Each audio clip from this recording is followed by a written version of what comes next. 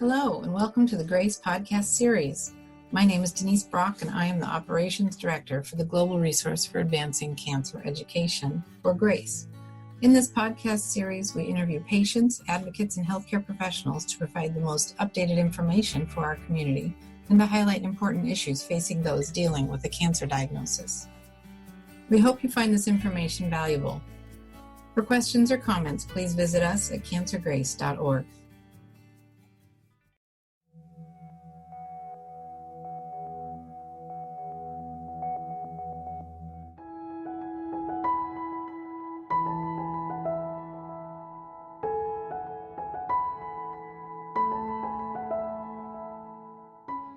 BRAF is one of the proteins in the growth and activation pathways of cancer. When it is mutated, what happens is that it turns on continuously and promotes progression and growth in an uncontrolled way of cancer cells. The BRAF protein can be mutated or altered in multiple different ways. The most common of the ways that it is mutated is with the V600E mutation. This refers to the location within the protein where the mutation has occurred. And you can think of it sort of like the latitude and longitude of the location of the alteration that is causing the cancer cells to grow and divide in an uncontrolled way.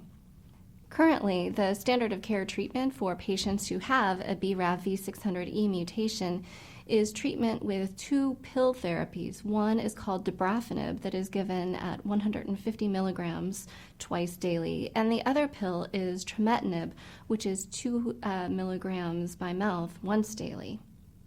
The FDA approved this treatment in 2017. Prior to this treatment, patients were generally treated with a 2-drug regimen of chemotherapy that was given through the IV. The clinical trial that was used to approve this treatment was done in 2 different groups of patients. And the first group of patients were folks who had previously been treated with chemotherapy, and this was a group of 57 patients. And the second group of patients was a group of patients who had not had any prior treatment. Group 1 was the group of patients who had previously been treated with chemotherapy. In this group, 57 patients were treated with dabrafenib with trametinib. And of those patients, 79% of them had the tumor either stabilize or shrink in response to treatment. Another 12% had the tumor actually grow in response to treatment. And then in 9% of patients, the tumor became inevaluable, meaning that during the course of this study, we could not reliably measure the size of the tumor. In addition, in the patients who responded, the median time while they were on treatment was about 11 months, and the range for this group of patients was 7 months to 20 months. In group 2, these were the patients who had not received any prior treatment. In this group, 36 patients received, again, the combination therapy of dabrafenib with trametinib.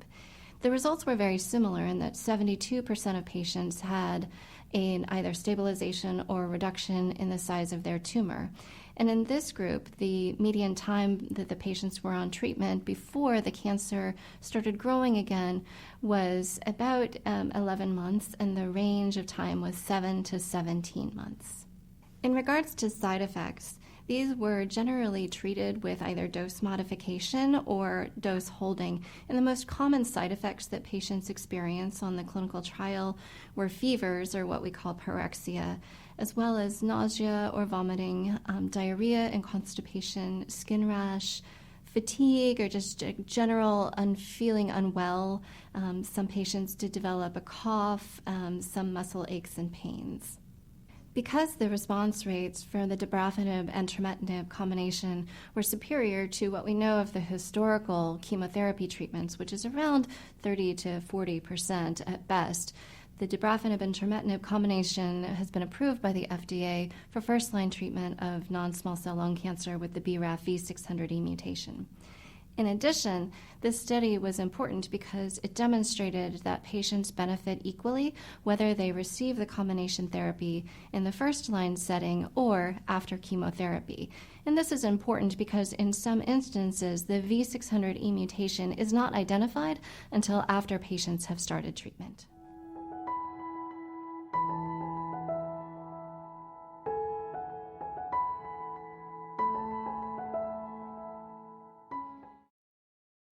Thank you again for joining us. This podcast was made possible by the generosity of sponsorship from our friends at Lilly, Novartis, Takeda, AstraZeneca, and Exelixis. Please like and follow us on Facebook and Twitter. Send us feedback, share your story, donate and visit us for more information at cancergrace.org. Thank you for listening.